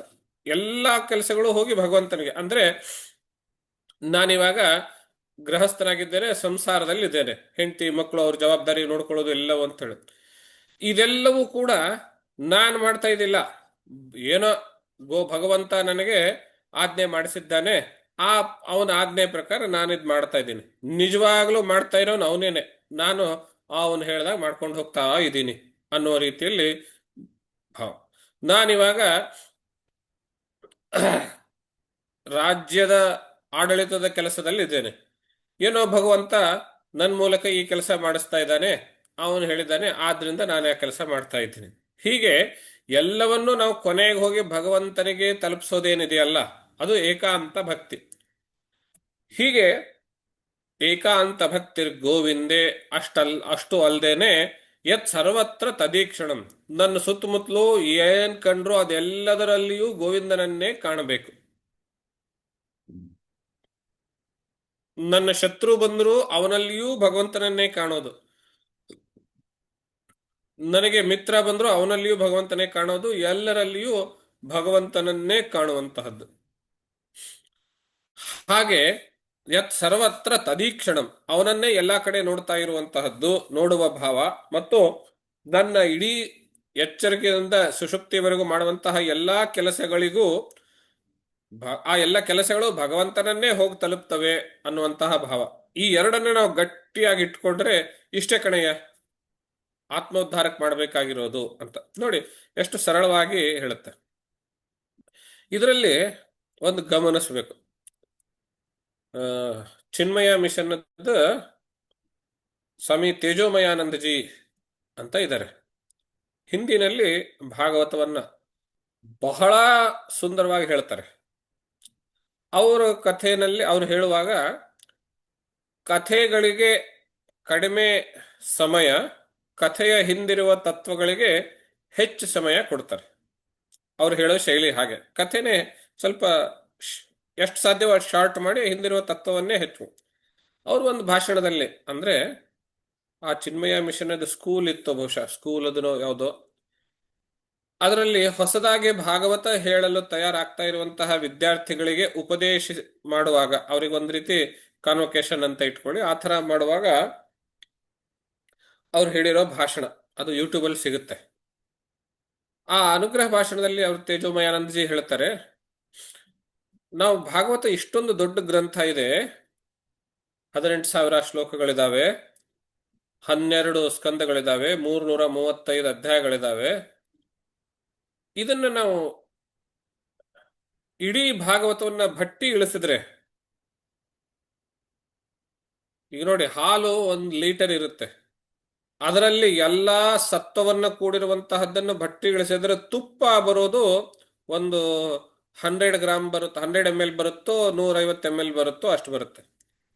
ಹಾಗೆ ಈ ಇಡೀ ಭಾಗವತದ ಭಟ್ಟಿ ಇಳಿಸಿದಾಗ ನಾವು ತೆಗೆದುಕೊಳ್ಳುವಂತಹ ಸಂದೇಶ, ಭಾಗವತದಿಂದ ಟೇಕ್ ಅವೇ, ಕೀ ಟೇಕ್ ಅವೇಸ್ ಅಂತ ನಾವೇನ್ ಹೇಳ್ತೀವಿ, ಅವು ಎಲ್ಲೆಲ್ಲಿರ್ತವೆ, ಯಾವುದು ಅಂತ ನಾವು ತಿಳ್ಕೊಳ್ಬೇಕು ಅನ್ನುವ ಸಂಶಯ ಪಾಠಕರಿಗೆ ಮತ್ತು ಬೋಧಕರಿಗೆ ಬಂದೇ ಬರ್ತದೆ, ಓದುಗರಿಗೆ ಮತ್ತು ಪಾಠ ಮಾಡುವವರಿಗೆ. ಅವರಿಗೋಸ್ಕರ ಹೇಳ್ತಾರೆ ತೇಜೋಮಯಾನಂದಜಿ, ಈ ಭಾಗವತದಲ್ಲಿ ಏತಾವಾನ್ ಅನ್ನೋ ಶಬ್ದ ಎಲ್ಲೆಲ್ಲಿ ಬರ್ತದೆಯೋ ಆ ಶ್ಲೋಕಗಳನ್ನು ನೀವು ಗಟ್ಟಿಯಾಗಿ ಹಿಡ್ಕೊಳ್ಳಿ. ಇಡೀ ಭಾಗವತದಲ್ಲಿರುವಂತಹ ಸಂದೇಶಗಳು, ಟೇಕ್ ಅವೇಸ್ ಏನಿದಾವೆ, ಅವು ಆ ಏತಾವಾನ್ ಅನ್ನೋ ಶ್ಲೋಕದಲ್ಲಿ ಏನೇ ಇರ್ತವೆ ಅಂತ. ಅಂತಹ ಶ್ಲೋಕ ಇದು, ಏತಾವಾನೇವ. ನಾನು ಅವರ ಭಾಷಣ ಕೇಳಿದ್ಮೇಲೆ ಓದ್ತಾ ಓದ್ತಾ ಪಾರಾಯಣ ಮಾಡ್ತಾ ಇರುವಾಗಂತಹ ಒಂದಿಷ್ಟು ಪಟ್ಟಿ ಮಾಡಿದೆ. ಒಂದು 10-12 ಶ್ಲೋಕಗಳು ಸಿಕ್ಕಿದಾವೆ. ಇನ್ನು ಅದರ ಬಗ್ಗೆ ಸಾಕಷ್ಟು ಕೆಲಸ ಮಾಡಬೇಕು. ಒಟ್ಟಾರೆಯಾಗಿ ಇಷ್ಟೇನೆ ನಾವು ಮಾಡಬೇಕಾಗಿರೋದು ಅನ್ನೋ ಅರ್ಥದಲ್ಲಿ ಏನು ಶ್ಲೋಕ ಹೇಳ್ತದಲ್ಲ, ಅದು ಟೋಟಲ್ ಕೀ ಟೇಕ್ ಅವೇ ಅನ್ನೋ ಅರ್ಥದಲ್ಲಿ. ಅಂದ್ರೆ ಗಮನಿಸಿ, ಆ ಗ್ರಂಥ ರಚನಾಕಾರರು ಇವರು ಬಾದರಾಯಣರು ಇಡೀ ಗ್ರಂಥದ ಸಾರಾಂಶವನ್ನು ಅವರೇ ಈಗ ಆಲ್ರೆಡಿ ಹೇಳ್ಕೊಟ್ರಲ್ಲ. ನಾವು ಹೊಸದಾಗಿ ಕೂತು ಯೋಚನೆ ಮಾಡಿ ಪ್ರೆಸ್ಸೆ ರೈಟಿಂಗ್ ಮಾಡಬೇಕಾಗಿಲ್ಲ, ಜಿಸ್ಟ್ ತೆಗಿಬೇಕಾಗಿಲ್ಲ. ನಮಗ್ ಉಪಕಾರ ಆಗಲಿ ಅನ್ನೋ ಕಾರಣದಿಂದ ಅವ್ರು ಈಗ ಆಲ್ರೆಡಿ ಆ ಕೆಲಸ ಮಾಡಿಬಿಟ್ರಲ್ಲ, ಅದು ಎಲ್ಲಿದೆ ಅಂತ ಕಂಡುಹಿಡ್ಕೊಳ್ಬೇಕಾಗಿರೋದಷ್ಟೇ. ಏತಾವಾನೇವ, ಏತಾವಾನ್ ಅನ್ನುವಂತಹ ಪದ ಎಲ್ಲೆಲ್ಲಿ ಬರ್ತದೆಯೋ ಆ ಶ್ಲೋಕಗಳನ್ನು ನಾವು ಹೈಲೈಟ್ ಮಾಡಿ ಆ ಶ್ಲೋಕದಲ್ಲಿರುವಂತಹ ವಿಚಾರಗಳನ್ನು ಗ್ರಹಿಸಿದ್ರೆ ಭಾಗವತದ ಸಂದೇಶ ನಮಗದರಲ್ಲಿ ಸಿಗುತ್ತೆ. ಸ್ವತಃ ತೇಜೋಮಯಾನಂಜಿನಿಯವರೇ ಭಾಗವತ ಕಿ ಸಂದೇಶ್ ಅಥವಾ ಭಾಗವತದ ಸಂದೇಶಗಳು ಅನ್ನೋ ಅರ್ಥದಲ್ಲಿ ಹಿಂದಿನಲ್ಲಿ ಪುಸ್ತಕ ಬರೆದಿದ್ದಾರೆ. ಬಹಳ ಚಿಕ್ಕದಿದೆ, 10-12 ಪೇಜ್ ಇದೆ ಅಷ್ಟೇನೆ. ಆದರೆ ಟೋಟಲ್ ಕೀ ಟೇಕ್ ಅವೇಸ್ ಅದರಲ್ಲಿ ಸಿಗ್ತವೆ. ಅಂತಹ ಒಂದು ಟೇಕ್ ಅವೇ ಇದು. ಏನದು ಅಂದ್ರೆ, ಏಕಾಂತ ಭಕ್ತಿರ್ ಗೋವಿಂದೆ ಯತ್ ಸರ್ವತ್ರ ತದೀಕ್ಷಣಂ. ಭಗವಂತನಲ್ಲಿ ಏಕಾಂತ ಭಕ್ತಿ ಮಾಡ್ತಾ ಇರುವಂತಹ ಎಲ್ಲಾ ಕೆಲಸಗಳು ಹೋಗಿ ಭಗವಂತನಿಗೆ ತಲುಪ್ತವೆ ಅನ್ನೋ ಭಾವನೆ ಇಟ್ಕೊಂಡು, ಮತ್ತು ಎಲ್ಲ ಕಡೆಯಲ್ಲೂ ಭಗವಂತನನ್ನೇ ನೋಡೋದು. ಜೀವ ಇರಲಿ, ಜೀವ ಇಲ್ಲದೆ ಇರಲಿ, ಜಡವಾಗಿರಲಿ, ಚೈತನ್ಯವಾಗಿರಲಿ, ಏನೇನ್ ಕಾಣುತ್ತೆ ಅದೆಲ್ಲದರಲ್ಲಿ ಭಗವಂತನನ್ನೇ ಕಾಣೋದು. ಇದಿಷ್ಟನ್ನೇ ನಾವು ಮಾಡಿದರೆ ಸಾಕು, ಆತ್ಮೋದ್ಧಾರಕ್ಕೆ ಬಹಳ ದೊಡ್ಡ ಕೆಲಸ ಆಗತ್ತೆ ಇದು ಅನ್ನುವ ಮಾತನ್ನ ಪ್ರಹ್ಲಾದನು ತನ್ನ ಸಹಪಾಠಿಗಳಿಗೆ ಹೇಳುವಾಗ ಮುಂಚೆ ಒಂದು ಅಧ್ಯಾಯ ಪೂರ್ತಿ ಅವರಿಗೆ ಬೇರೆ ಬೇರೆ ರೀತಿಯ ಉಪದೇಶ ಮಾಡಿ, ಅದರಲ್ಲಿ ಆ ಉಪದೇಶದಲ್ಲಿಯೂ ಕೂಡ ಪುನಃ ನಾವು ನೋಡ್ತೇವೆ ಅದ್ವೈತವನ್ನೇ ಉಪದೇಶ ಮಾಡ್ತಾನೆ. ಅದರಲ್ಲಿಯೂ ಕೂಡ ಭಕ್ತಿಯನ್ನ ಒತ್ತು ಕೊಟ್ಟು ಹೇಳ್ತಾನೆ. ಕೊನೆಗೆ ಸಾರಾಂಶ ರೂಪದಲ್ಲಿ ಹೇಳಿದ್ದೇನು, ಎಲ್ಲ ಕಡೆಯಲ್ಲಿಯೂ ಭಗವಂತನನ್ನೇ ನೋಡಬೇಕು, ಭಗವಂತನಲ್ಲಿ ಏಕಾಂತ ಭಕ್ತಿ ಇರಬೇಕು ಅನ್ನುವಂತಹ ಮಾತನ್ನು ಅವರಿಗೆ ಹೇಳ್ತಾನೆ. ಇಷ್ಟಾದ್ಮೇಲೆ ಈ ಕಥೆ ಇಲ್ಲಿಗೆ ಮುಗೀತು. ಅಂದ್ರೆ ಅವನು ಪಾಠ ಹೇಳುವಂತಹದ್ದೆಲ್ಲ, ಪಾಠಶಾಲೆಯಲ್ಲಿ ವಾತಾವರಣ ಬದಲಾವಣೆ ಆಯಿತು. ಯಾವ ವಿದ್ಯಾರ್ಥಿಗಳು ಕೂಡ ಒಬ್ಬೊಬ್ಬರಾಗಿ ಭಗವಂತನ ಭಕ್ತಿಯಲ್ಲಿಯೇನೆ ತಲ್ಲೀನರಾಗ್ತಾ ಇದ್ದಾರೆ. ಅವ್ರ ಗುರುಗಳು ಹೇಳಿರುವಂತಹ ಯಾವ ವಿಚಾರಗಳು ಅವ್ರ ತಲೆಗೆ ಹೋಗ್ತಿಲ್ಲ. ಇದನ್ನು ಗಮನಿಸಿರುವಂತಹ ಆ ಷಂಡಾಬರ್ಕರು ಮತ್ತು ಆ ಪಾಠಶಾಲೆಯ ಮುಖ್ಯ ಇತ್ಯಾದಿಗಳು ಗುರುಗಳು ಆಗಿರುವಂತಹವರೆಲ್ಲರೂ ಸೇರಿಸ್ಬಿಟ್ಟು ಹಿರಣ್ಯಕಶಿಪುಗೆ ಈ ವಿಚಾರವನ್ನು ತಲುಪಿಸ್ತಾರೆ. ಆವಾಗ ಆ ಹಿರಣ್ಯಕಶಿಪು ಯೋಚನೆ ಮಾಡ್ತಾನೆ, ಇದೆಲ್ಲ ಆ ದುಷ್ಟ ಮಾಯಾವಿ ಮಹಾವಿಷ್ಣುವೇನೆ ನನ್ನ ಮಗನಲ್ಲಿ ಹೊಕ್ಕಿಕೊಂಡು ನನ್ನ ವಿರುದ್ಧ ಹೀಗೆ ಮಾಡ್ತಾ ಇದ್ದಾನೆ ಅಂತ ತಿಳಿದುಕೊಂಡು ಅವನ ಹತ್ರ ಪಾಠಶಾಲೆಗೆ ಬಂದು, ಗುರುಕುಲಕ್ಕೆ ಬಂದು ಆ ಮಗನನ್ನ ಇವನು ಯಾವಾಗ ನನ್ನನ್ನೇ ಧಿಕ್ಕರಿಸ್ತಾ ಇದ್ದಾನೆ, ನನ್ನ ಶತ್ರುವನ್ನ ಕೊಂಡಾಡ್ತಾ ಇದ್ದಾನೆ, ಇನ್ಮೇಲೆ ಇವನಿಗೆ ತಾಳ್ಕೊಳಿಕ್ಕಾಗೋದಿಲ್ಲ ಅನ್ನೋ ರೀತಿಯಲ್ಲಿ ಇಷ್ಟು ದಿವಸ ಅವನು ಇನ್ನೊಬ್ರಿಗೆಲ್ಲ ಹೇಳಿ ಕೊಲ್ಲಿಸೋ ಪ್ರಯತ್ನ ಎಲ್ಲ ಮಾಡಿ ಆಗಿತ್ತು. ಇವಾಗ ಇನ್ಮೇಲೆ ನಾನೇ ಇವನನ್ನು ಕೊಲ್ಲಬೇಕು ಅನ್ನೋ ರೀತಿಯಲ್ಲಿ ಅಣಿಯಾಗಿಯೇನೆ ತನ್ನ ಅಂತಃಪುರಕ್ಕೆ ಕರೆಸ್ಕೊಳ್ತಾನೆ. ಅಂತಃಪುರಕ್ಕೆ ಕರೆಸ್ಕೊಂಡು ಅವನನ್ನು ಗದರಿಸಿ ಹೆದರಿಸಿ ಹೇಳುವಂತಹ ಪ್ರಯತ್ನ ಎಲ್ಲ ಮಾಡ್ತಾನೆ.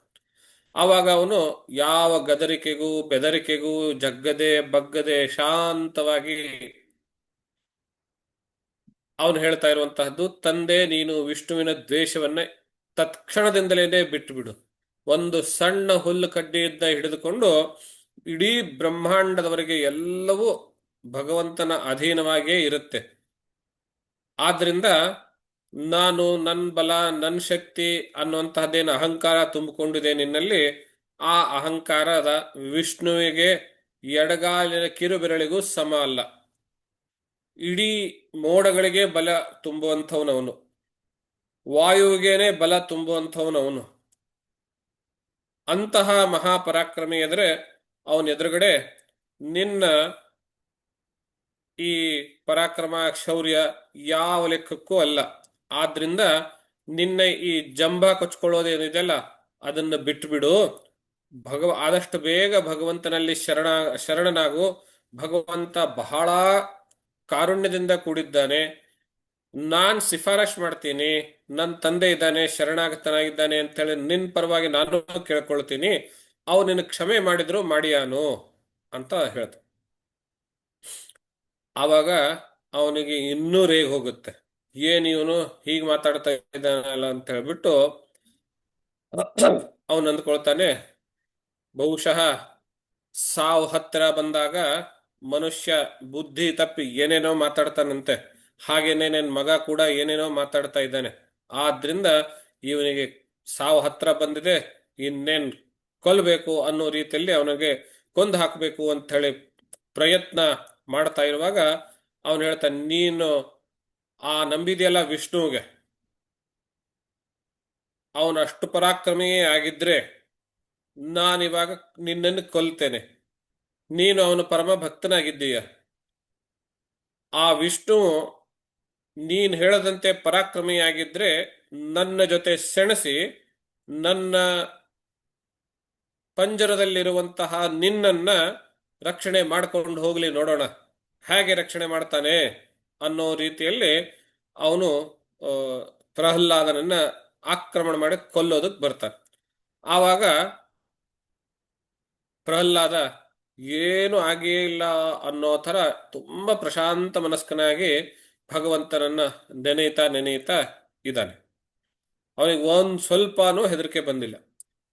ಅವನ ಆ ರಿಯಾಕ್ಷನ್ ನೋಡಿ ಹಿರಣ್ಯಕಶಿಪುಗೇನೆ ಇದೇನಿದು ಇಷ್ಟು ಶಾಂತವಾಗಿದ್ದಾನಲ್ಲ, ನೀನು ಅವನ ನಾರಾಯಣ ಹರಿ ಹರಿ ಅಂತ ಕೂಗ್ತಾ ಇದೆಯಲ್ಲ, ಅವನೇನು ಇಲ್ಲೆಲ್ಲೋ ಹತ್ರ ಇದ್ದಾನೇನು ನೀನು ಕೇಳಿದ ತಕ್ಷಣ ಬರೋದಕ್ಕೆ ಅಂತ ಅವನು ಕೇಳ್ತಾನೆ.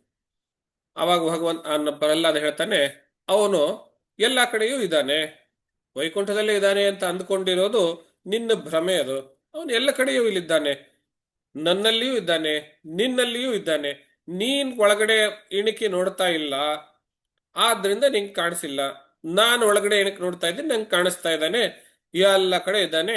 ನೀನೇನ್ ಬೇಕಾದ್ರೂ ಮಾಡ್ಕೋ, ಅವನ್ ನನ್ನನ್ನು ಬಂದು ರಕ್ಷಣೆ ಮಾಡ್ತಾನೆ ಅಂತ. ಆವಾಗ ಎಲ್ಲ ಕಡೆಯಲ್ಲೂ ಇದ್ದಾನೆ ಅಂತ ಹೇಳಿದ್ರೆ ಒಂದು ಕಂಬವನ್ನು ತೋರಿಸ್ಬಿಟ್ಟು, ಈ ಸ್ತಂಭದಲ್ಲಿಯೂ ಇದಾನೇನು ನಿನ್ನ ನಾರಾಯಣ ಅಂತ ಕೇಳಿದಾಗ, ಹೌದು, ಅಲ್ಲಿ ಅಲ್ಲಷ್ಟೇ ಅಲ್ಲ, ಎಲ್ಲಾ ಕಂಬಗಳಲ್ಲಿಯೂ ಇದ್ದಾನೆ, ಈ ಭೂಮಿಯಲ್ಲಿದ್ದಾನೆ, ಆಕಾಶದಲ್ಲಿದ್ದಾನೆ, ನನ್ನಲ್ಲಿದ್ದಾನೆ, ನಿನ್ನಲ್ಲಿದ್ದಾನೆ, ಎಲ್ಲ ಕಡೆಯಲ್ಲೂ ಇದ್ದಾನೆ ಅಂತ ಹೇಳಿದಾಗ ಅವನಿಗೆ ಮಾತುಗಳು ಏನು ಹೇಳಬೇಕು ಅಂತ ಹೊರಡೋದಿಲ್ಲ. ಇವಾಗ ಮಾತಿನಿಂದ ಇವನಿಗೆ ಹೆದರಿಸೋದಾಗ್ಲಿ ಒಪ್ಸೋದಾಗ್ಲಿ ಮುಗೀತು. ಇನ್ನೇನಾದ್ರೂ ಆಕ್ರಮಣ ಮಾಡಬೇಕು ಅನ್ನೋ ರೀತಿಯಲ್ಲಿ ಅವನನ್ನು ಕೊಂದೇ ಬಿಡಬೇಕು ಅಂತ ಉದ್ದೇಶದಿಂದ ತನ್ನ ಕೈಯಲ್ಲಿರುವಂತಹ ಗದೆಯನ್ನು ತೆಗೆದುಕೊಂಡು ಆ ಭಕ್ತ ಪ್ರಹ್ಲಾದನ ಮೇಲೆ ಇನ್ನೇನು ಆಕ್ರಮಣ ಮಾಡಬೇಕು ಅಂತ ಗದೆ ಮೇಲೆತ್ತಿರುವಾಗಲೇನೆ ಯಾವ ಕಂಬವನ್ನ ತೋರಿಸಿಬಿಟ್ಟು ಈ ಕಂಬದಲ್ಲಿದ್ದಾನೇನು ನಿನ್ನ ನಾರಾಯಣ ಅಂತ ಕೇಳಿದ್ನಲ್ಲ, ಅದೇ ಕಂಬದಿಂದ ಒಳಗಡೆಯಿಂದ ಆ ಕಂಬವನ್ನ ಭೇದಿಸಿಕೊಂಡು ಒಳಗಡೆಯಿಂದ ಭಯಂಕರ ರೂಪದಲ್ಲಿರುವಂತಹ ವಿಚಿತ್ರ ರೂಪದಲ್ಲಿರುವಂತಹ ಭಗವಂತನು ಪ್ರತ್ಯಕ್ಷವಾಗಿ ಹೊರಗಡೆ ಬರ್ತಾನೆ. 8ನೇ ಅಧ್ಯಾಯದಲ್ಲಿ 18ನೇ ಶ್ಲೋಕದಲ್ಲಿ ಆ ಕಂಬವನ್ನ ಮುರಿದುಕೊಂಡು ಒಳಗಡೆಯಿಂದ ಬರುವಂತಹ ಸನ್ನಿವೇಶವನ್ನು ವರ್ಣಿಸ್ತಾರೆ. ಸತ್ಯಂ ವಿಧಾತುಂ ನಿಜಭೃತ್ಯ ಭಾಷಿತಂ ವ್ಯಾಪ್ತಿಂಚ ಭೂತೇಷ್ವಖಿಲೇಷು ಚಾತ್ಮನಃ ಅದೃಶ್ಯತಾತ್ಯದ್ಭುತರೂಪಮುದ್ವಹನ್ ಸ್ತಂಭೆ ಸಭಾಯಾಂ ನ ಮೃಗಂ ನ ಮಾನುಷಂ. ನಿಜ ಭೃತ್ಯ ಭಾಷಿತಂ ಸತ್ಯಂ ವಿಧಾತುಂ, ತನ್ನ ಶಿಷ್ಯನು ಮಾತನಾಡಿರುವಂತಹ, ತನ್ನ ಭಕ್ತನು ಆಡಿರುವಂತಹ ಮಾತುಗಳನ್ನು ನಿಜವಾಗಿಸಲು, ಭೂತೇಶು ಅಖಿಲೇಶು ವ್ಯಾಪ್ತಿಂ, ತಾನು ಎಲ್ಲ ಕಡೆಯಲ್ಲೂ ವ್ಯಾಪಿಸಿಕೊಂಡಿದ್ದೇನೆ ಅನ್ನುವ ಮಾತನ್ನ ಶಿಷ್ಯ ತನ್ನ ಭಕ್ತ ಹೇಳಿದ್ನಲ್ಲ, ಆ ಮಾತನ್ನ ನಿಜವಾಗಿಸಲು ಅವನು ಅದೃಶ್ಯತಾತ್ಯದ್ಭುತ ರೂಪ ಮುದ್ವಹನ್, ಮೂಲತಃ ಅದೃಶ್ಯನಾಗಿದ್ರೂನುವೆ ತನ್ನ ಶಿಷ್ಯನನ್ನ, ತನ್ನ ಭಕ್ತನ ಮಾತುಗಳನ್ನ ನಿಜವಾಗಿಸಲು, ಎಲ್ಲ ಕಡೆಯಲ್ಲಿ ನಾನಿದ್ದೇನೆ ಅನ್ನೋದನ್ನ ಸಾಬೀತುಪಡಿಸಲು. ಯಾಕೆ ಸಾಬೀತುಪಡಿಸ್ಬೇಕು? ತನ್ನ ಅಸ್ತಿತ್ವ ಸಾಬೀತುಪಡಿಸ್ಬೇಕು ಅಂತಲ್ಲ, ತನ್ನ ಭಕ್ತನ ಮಾತನ್ನ ಸಾಬೀತುಪಡಿಸಲಿಕ್ಕೆ ಅವನು ಆ ಕಂಬದಿಂದ ಸ್ತಂಭೆ ಸಭಾಯಾಂ ಉದ್ವಹನ್, ಆ ಕಂಬದಿಂದ, ಆ ಸಭೆಯಲ್ಲಿರುವಂತಹ ಸ್ತಂಭದಿಂದ ಛೇದಿಸಿಕೊಂಡು ನ ಮೃಗಂ ನ ಮಾನುಷಂ, ಇತ್ತ ಮನುಷ್ಯನೂ ಅಲ್ಲ, ಇತ್ತ ಸಿಂಹವು, ಮೃಗ ಅಂದ್ರೆ ಪ್ರಾಣಿ, ಸಾಧಾರಣವಾಗಿ ಮೃಗ ಅನ್ನೋದು ಸಿಂಹ ಅನ್ನೋ ಅರ್ಥದಲ್ಲಿಯೂ ಬಳಸ್ತಾರೆ ಸಂಸ್ಕೃತದಲ್ಲಿ. ಆದ್ರಿಂದ ನ ಮೃಗಂ ನ ಮಾನುಷಂ, ಈ ಕಡೆ ಅವರ ಆಕೃತಿಯನ್ನು ನೋಡಿದ್ರೆ ಸಂಪೂರ್ಣವಾಗಿ ಮನುಷ್ಯ ಅಂತ ಹೇಳೋಣವೇ? ಹಾಗಿಲ್ಲ. ಸಂಪೂರ್ಣವಾಗಿ ಕಾಡು ಪ್ರಾಣಿ ಸಿಂಹ ಅಂತ ಹೇಳೋಣವೇ? ಹಾಗಿಲ್ಲ. ಆ ರೀತಿ ನ ಮೃಗಂ ನ ಮಾನುಷಂ, ಮನುಷ್ಯನೂ ಅಲ್ಲ ಸಿಂಹವೂ ಅಲ್ಲ. ಆ ಆಕಾರದಲ್ಲಿ, ವಿಚಿತ್ರವಾಗಿರುವಂತಹ ಆಕಾರದಲ್ಲಿ ಅವನು ಆ ಕಂಬವನ್ನ ಛೇದಿಸಿಕೊಂಡು ಒಳಗಡೆಯಿಂದ ಬರ್ತಾ ಇದ್ದಾನೆ.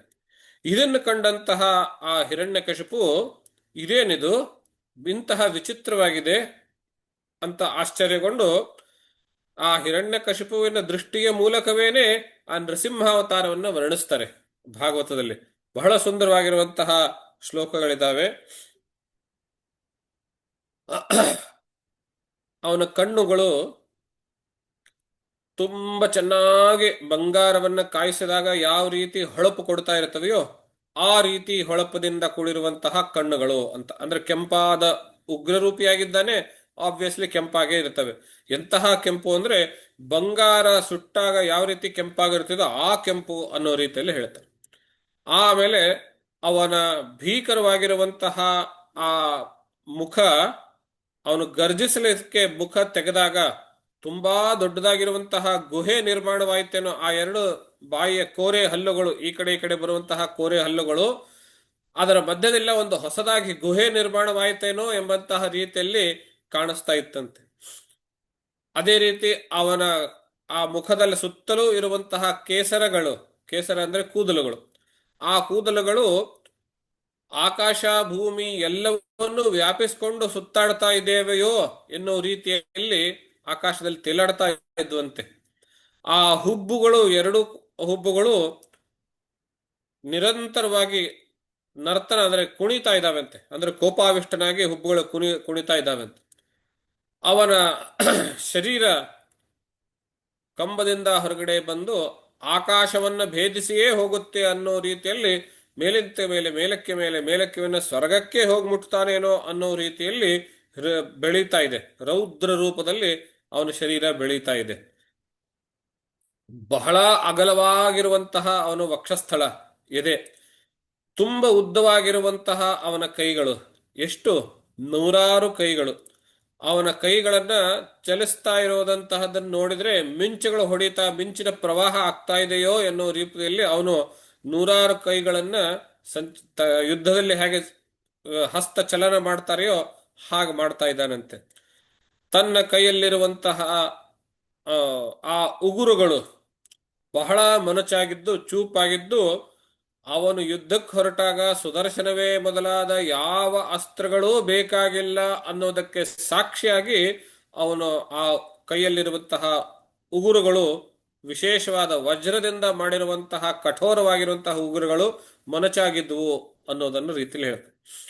ಈ ರೀತಿಯಾಗಿರುವಂತಹ ಆಕಾರವನ್ನ ನೋಡಿ ಸುತ್ತಮುತ್ತಲು ಇರುವಂತಹ ಅವನ ಹಿರಣ್ಯಕಶಿಪುವಿನ ಸೈನಿಕರು ಹೇಗಾದ್ರೂ ಮಾಡಿ ಇವನನ್ನು ಬಂಧಿಸಬೇಕು, ಹಿಡಿಬೇಕು ಅಂತ ಹೇಳಿ ಆಕ್ರಮಣಕ್ಕೆ ಬಂದಾಗ ಅವನ ಸೇವಕರಾಗಿರುವಂತಹ ಸುದರ್ಶನವೇ ಮೊದಲಾದ ಚಕ್ರಗಳು, ಸುದರ್ಶನ, ಆಮೇಲೆ ಆ ಗದೆಯ ಹೆಸರು ಏನಿದೆ, ಗದೆಗೊಂದು ಹೆಸರಿದೆ, ಬಿಲ್ಲಿಗೆ ಶಾರಂಗ ಅಂತ ಒಂದು ಹೆಸರಿದೆ, ಚಕ್ರಕ್ಕೆ ಸುದರ್ಶನ ಅಂತ ಹೆಸರಿದೆ, ಶಂಖಕ್ಕೊಂದು ಹೆಸರಿದೆ. ಆ ಎಲ್ಲ ಅವನ ನಿರಂತರವಾಗಿ ಅವನ ಕೈಯಲ್ಲಿರೋದ್ರಿಂದ ಅವನ ಜೊತೆಗೆ ಇರುವಂತವ್ರು ಅವರೆಲ್ಲರೂ ಕೂಡ ಹೋಗಿ ಆ ಸೈನಿಕರನ್ನ ಸಂಹಾರ ಮಾಡ್ತಾ ಇದ್ದಾರೆ. ಸುದರ್ಶನವೇ ಮೊದಲಾದ ಇತರ ಆಯುಧಗಳು ಎಲ್ಲ ಸಂಹಾರ ಮಾಡ್ತಾ ಇದ್ದಾರೆ.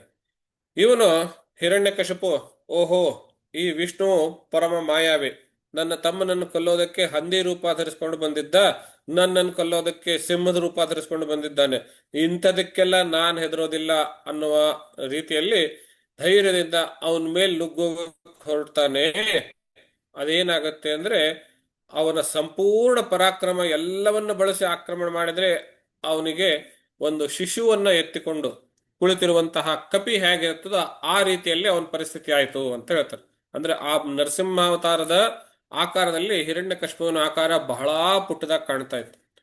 ಇಂತಹ ಅವನನ್ನ ತನ್ನ ಪಂಜಿನಿಂದ, ಕೈಯಲ್ಲಿರುವಂತಹ ಉಗುರುಗಳಿಂದ ಅವನ ಶರೀರಕ್ಕೆ ಹೊಡೆದು ಹಿಂದೆ ಇಂದ್ರನ ವಜ್ರಾಯುಧ ಬಂದು ಹೊಡೆದ್ರೂನುವೆ ಅವನ ಶರೀರದ ಮೇಲೆ ಒತ್ತುಸು ಗಾಯವೂ ಆಗಿರಲಿಲ್ಲ.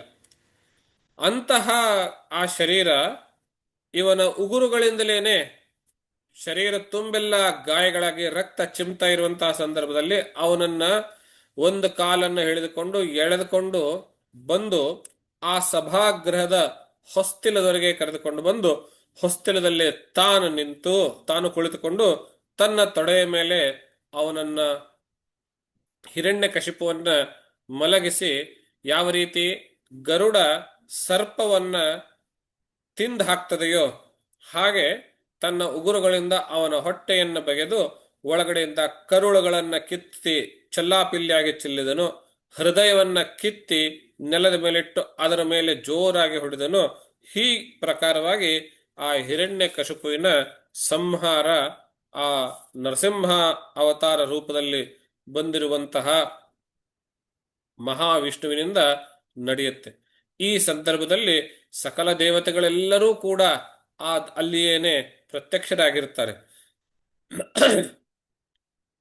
ಪ್ರಹ್ಲಾದನ ರಕ್ಷಣೆಗೆ ಬಂದಿರುವಂತಹ ಆ ಉಗ್ರ ರೂಪವಾದ ಕೋಪಾವಿಷ್ಟ ಚೇತಸನಾಗಿರುವಂತಹ ನರಸಿಂಹಾವತಾರ ಆ ಹಿರಣ್ಯಕಶಿಪುವಿನ ಸಂಹಾರವಾದರೂ ಕೂಡ ಇನ್ನು ಅವನ ಕ್ರೋಧ ಅನ್ನುವಂತಹದ್ದು ಇನ್ನೂ ಸಂಹಾರವಾಗಿಲ್ಲ. ಆ ಸಂದರ್ಭದಲ್ಲಿ ಅನೇಕಾನೇಕ ದೇವತೆಗಳು ಎಲ್ಲರೂ ಅವನನ್ನ ಪ್ರಾರ್ಥನೆಯನ್ನು ಮಾಡ್ತಾರೆ. ನಿನ್ನ ಕ್ರೋಧವನ್ನು ಉಪಸಂಹಾರ ಮಾಡೋ ಅನ್ನೋ ರೀತಿಯಲ್ಲಿ ಪ್ರಾರ್ಥನೆಯನ್ನು ಮಾಡ್ತಾರೆ. ಈ ಎಲ್ಲ ದೇವತೆಗಳ ಪ್ರಾರ್ಥನೆಯೊಂದಿಗೆ ಹಿರಣ್ಯಕಶಿಪುವಿನ ಸಂಹಾರ ಎನ್ನುವ ರೂಪದ ವಿಷಯದ ಈ 8ನೇ ಅಧ್ಯಾಯ ಇಲ್ಲಿಗೆ ಪರಿಸಮಾಪ್ತಿಯಾಗ್ತದೆ. 9ನೇ ಅಧ್ಯಾಯದಲ್ಲಿ ಯಾವ ದೇವತೆಯ ಪ್ರಾರ್ಥನೆಯಿಂದಲೂ ಕೋಪವನ್ನ ಶಮನಗೊಳಿಸದೇ ಇರುವಂತಹ ಮಹಾವಿಷ್ಣು ಪ್ರಹ್ಲಾದನ ಒಂದು ಕಾರುಣ್ಯಭರಿತವಾಗಿರುವಂತಹ ಶ್ಲೋಕದಿಂದ ಸ್ತೋತ್ರದಿಂದ ಅವನ ಕೋಪ ಸಂಹಾರ ಆಯಿತು ಅನ್ನುವಂತಹದ್ದನ್ನ ನಾವು ನೋಡ್ತೇವೆ. ಈ ಸಂದರ್ಭದಲ್ಲಿ ಈ ನರಸಿಂಹಾವತಾರ ಮತ್ತು ಪ್ರಹ್ಲಾದನ ರಕ್ಷಣೆ ವಿಷಯಕ್ಕೆ ಸಂಬಂಧ ಬಂದಾಗ ನಾವು ಒಂದಿಷ್ಟು ಯೋಚನೆ ಮಾಡಿ ತಿಳ್ಕೊಳ್ಬೇಕಾಗಿರುವಂತಹದ್ದೇನು ಅನ್ನುವಂತಹದನ್ನು ನೋಡಿದ್ರೆ,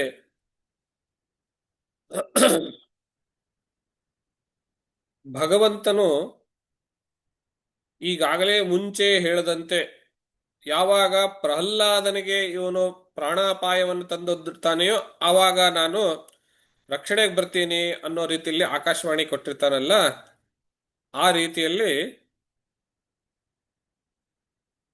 ಭಗವಂತ ಭಕ್ತರು ತನ್ನನ್ನು ಎಷ್ಟು ಪ್ರೀತಿಸ್ತಾರೆಯೋ ಅದಕ್ಕಿಂತಲೂ ಒಂದು ಕೈ ಹೆಚ್ಚೇ ಭಗವಂತನು ಭಕ್ತರನ್ನ ಪ್ರೀತಿಸ್ತಾನೆ, ಗೌರವಿಸ್ತಾನೆ. ಅವರ ರಕ್ಷಣೆಗಾಗಿ ತಾನೇನು ಬೇಕು ಎಲ್ಲವನ್ನೂ ಮಾಡ್ತಾನೆ. ತಾನೇ ವರಕೊಟ್ಟಂತಹ ಆ ಹಿರಣ್ಯಕಶಿಪುವನ್ನು ಕೂಡ ಸಂಹಾರ ಮಾಡೋದಕ್ಕೆ ಅವನ ಎಲ್ಲಾ ಕಂಡೀಷನ್ಗಳನ್ನು ಎಲ್ಲವನ್ನೂ ಸ್ಯಾಟಿಸ್ಫೈ ಮಾಡಿ ಆ ಸಾಯಂಕಾಲದ ಸಂದರ್ಭ ಭೂಮಿಯ ಮೇಲಿಲ್ಲ, ಆಕಾಶದ ಮೇಲಿಲ್ಲ, ಅವನ ತೊಡೆಯ ಮೇಲೆ ಮನುಷ್ಯನಿಂದಲೂ ಅಲ್ಲ, ಮೃಗದಿಂದಲೂ ಅಲ್ಲ, ಮನುಷ್ಯನು ಮತ್ತು ಮೃಗವು ಕೂಡಿರುವಂತಹ ನರಸಿಂಹಾವತಾರದಿಂದ ಯಾವುದೇ ರೀತಿಯ ಶಸ್ತ್ರಾಸ್ತ್ರಗಳಿಲ್ಲದೇನೆ, ಅಂದ್ರೆ ಕೇವಲ ತನ್ನ ಉಗುರು, ಅದು ಶಸ್ತ್ರವೂ ಅಲ್ಲ ಅಸ್ತ್ರವೂ ಅಲ್ಲ, ಎಲ್ಲಕ್ಕೂ ಮುಖ್ಯವಾಗಿ ಅವನು ಕೇಳಿರುವಂತಹ ಮಾತೇನು, ನಿನ್ನಿಂದ ಸೃಷ್ಟಿಯಾದ ಯಾರಿಂದಲೂ ನನಗೆ ಸಾವು ಬರಬಾರದು ಅಂತ ಕೇಳಿದ್ದ. ನೋಡಿ, ಯಾರಿಗೆ ಕೇಳಿದ? ಚತುರ್ಮುಖ ಬ್ರಹ್ಮನಿಗೆ. ಚತುರ್ಮುಖ ಬ್ರಹ್ಮನಿಗೆ ನಿನ್ನಿಂದ ಸೃಷ್ಟಿಯಾದದ್ದು ಯಾವುದು ಅಂದ್ರೆ ಚತುರ್ಮುಖ ಬ್ರಹ್ಮನ ನಂತರ ಬಂದಿರುವಂತಹದ್ದೆಲ್ಲವೂ ಆ ಇವರುಗಳು, ಆ ನವಬ್ರಹ್ಮರು, ಆಮೇಲೆ ಮನು ಮತ್ತು ಶತರೂಪೆಯರು, ಆಮೇಲೆ ಬಂದಿರುವಂತಹ ಇಂದ್ರಾದಿ ದೇವತೆಗಳು, ಅದು ಎಲ್ಲರೂ ಅವರೆಲ್ಲರೂ ಆ ಚತುರ್ಮುಖ ಬ್ರಹ್ಮನ ಸೃಷ್ಟಿಯಲ್ಲಿ. ಈ ತ್ರಿಮೂರ್ತಿಗಳು ಚತುರ್ಮುಖ ಬ್ರಹ್ಮನ ಸೃಷ್ಟಿ ಹೇಗಾಗ್ತಾರೆ ಅಲ್ಲವೇ? ಈ ಪಾಯಿಂಟ್ ಅನ್ನ ಆ ಹಿರಣ್ಯಕಶಿಪು ಮಿಸ್ ಹೊಡೆದ. ಏನಂದ್ಕೊಂಡ? ಈ ತ್ರಿಮೂರ್ತಿಗಳು ನನ್ನ ಉಪಟಳ ಇತ್ಯಾದಿಗಳು ಅತಿ ಹೆಚ್ಚಾದಾಗ ನಿಗ್ರಹಿಸೋದಕ್ಕೆ ಸ್ವತಃ ಯಾವ ರೂಪದಲ್ಲಿಯೂ ಬರುವ ಸಾಮರ್ಥ್ಯ ಉಳ್ಳವರಾಗಿದ್ದಾರೆ ಅನ್ನೋದನ್ನ ಅವನು ಗಮನಿಸಲಿಲ್ಲ. ಯಾತಕ್ ಗಮನಿಸಲಿಲ್ಲ ಅನ್ನೋದು ಬಹಳ ಇಂಪಾರ್ಟೆಂಟ್ ಪಾಯಿಂಟ್. ಯಾತಕ್ ಗಮನಿಸಲಿಲ್ಲ ಅಂದ್ರೆ, ಹಿರಣ್ಯಕಶಿಪುವಿನ ದೃಷ್ಟಿನಲ್ಲಿ ಚತುರ್ಮುಖ ಬ್ರಹ್ಮ ಬೇರೆ, ವಿಷ್ಣು ಬೇರೆ, ರುದ್ರ ಬೇರೆ. ಈ ಮೂವರು ಒಬ್ರೇ ಅಂತ ಅವನಿಗೆ ಗೊತ್ತಿದ್ರೆ ಆವಾಗ ಕಥೆನೇ ಬೇರೆಯಾಗಿರ್ತಿತ್ತು. ಏನಾಗಿರ್ತಿತ್ತು?